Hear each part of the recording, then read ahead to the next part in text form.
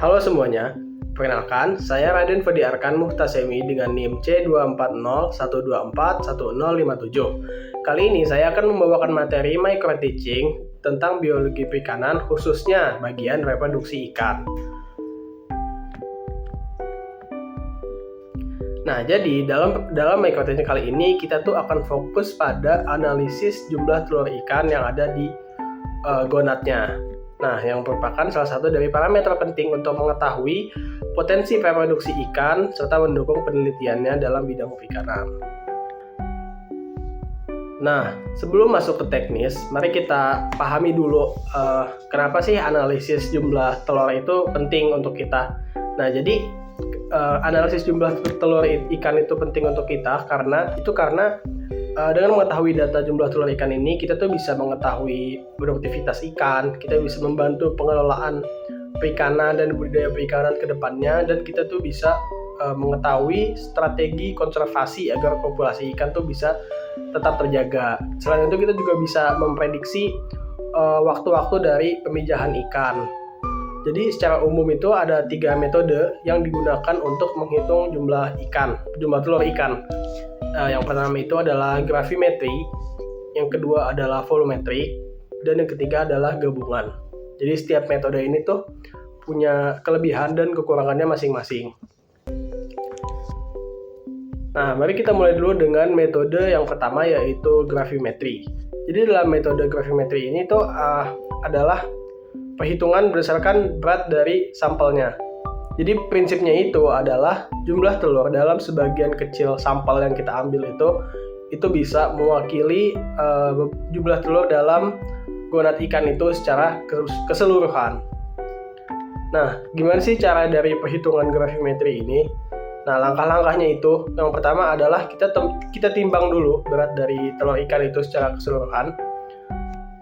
Nah, langkah yang kedua itu kita bagi 3 bagian dari telurnya, yaitu bagian atas atau anterior, bagian tengah atau middle, dan bagian bawah atau posterior.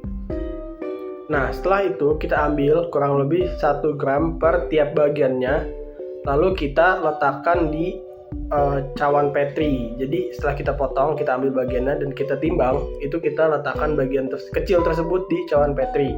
Setelah kita letakkan di cawan Petri, kita akan menambahkan aquades ke dalam cawan Petri itu, lalu kita akan membuyarkan telur yang tadinya padat, jadi dia buyar dan bisa kita hitung jumlah dari telurnya. Kita buyarkan. Nah, setelah kita buyarkan, kita tuh harus menghitung jumlah telur di dalam cawan Petri tersebut. Lalu kita hitung satu persatu menggunakan counter agar mudah. Lalu jumlahnya, hasil data yang kita dapat itu kita rata-ratakan antara bagian. Jadi ada 3 bagian yang tadi itu kita rata-ratakan, lalu kita masukkan ke dalam perhitungan. Nah, jadi metode gravimetri ini itu sederhana dan sebenarnya relatif cepat. Namun kekurangannya adalah membutuhkan ketelitian dalam penimbangan sampelnya. Metode yang kedua adalah volumetrik. Dalam metode volumetrik ini itu menggunakan prinsip perbandingan volume. Nah, prinsipnya itu adalah jumlah telur dalam volume kecil sampel diasumsikan sama dengan seluruh volume dalam gonadnya. Oke, jadi langkah-langkahnya yang pertama adalah tentukan volume dari volume gonad secara total, lalu ambil dengan volume tertentu, misalnya 1 ml. Lalu yang ketiga adalah hitung jumlah telur pada sampel kecil tersebut. Lalu yang keempat adalah perkirakan jumlah total dengan rumus F sama dengan N per Vs dikali VO, di mana F adalah fekunditas atau yang kita cari, N adalah jumlah telur pada volume sampel, Vs adalah volume sampel, dan VO adalah volume dari varium total atau volume gonad totalnya. Nah, kelebihannya dari metode ini adalah metode ini tuh cocok jika sampel tidak bisa ditimbang dengan akurat, tapi kekurangannya adalah memerlukan alat ukur volume yang presisi. Lalu metode yang ketiga adalah metode gabungan. Nah, metode gabungan itu merupakan kombinasi antara metode gravimetri dan metode volumetrik yang tadi.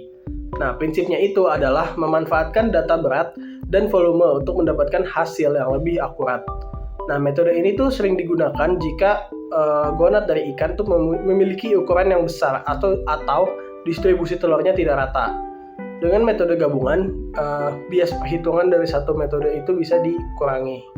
Langkah-langkah dalam metode gabungan ini adalah yang pertama itu timbang berat gonad secara total atau WO-nya dan ukur volumenya juga secara total. Setelah itu ambil sampel kecil lalu catat beratnya dan volumenya. Lalu yang ketiga adalah hitung jumlah telurnya pada sampel tersebut. Habis itu hitung jumlah telur dengan metode gravimetri yang rumus yang tadi. Lalu hitung jumlah telur dengan metode volumetrik.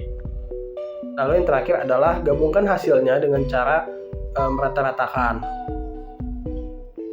Jadi intinya kita tuh menggunakan berat dan volume sekaligus lalu ambil rata-rata untuk hasil yang lebih akurat. Oke, jadi kesimpulannya dari ketiga metode tersebut kita tuh bisa menyimpulkan bahwa metode gravimetri itu praktis untuk varium yang kecil dan seragam. Metode volumetrik lebih baik jika bentuk variumnya itu tidak teratur, makanya kita menggunakan volume. Nah, metode gabungan itu memberikan hasil yang lebih akurat, tapi pengerjaannya itu lebih kompleks karena dia gabungan dari gravimetri dan volumetrik yang tadi. Nah, analisis jumlah telur ini tuh sangat penting untuk kita bisa memahami aspek reproduksi ikan dan mendukung kegiatan budidaya serta membantu pengelolaan sumber daya ikan secara berkelanjutan nantinya. Demikian micro teaching praktikum biologi perikanan mengenai analisis jumlah telur ikan dengan 3 metode tadi. Semoga materi ini bermanfaat dan bisa menambah wawasan kita semua. Terima kasih atas perhatiannya. Sampai jumpa di kesempatan berikutnya.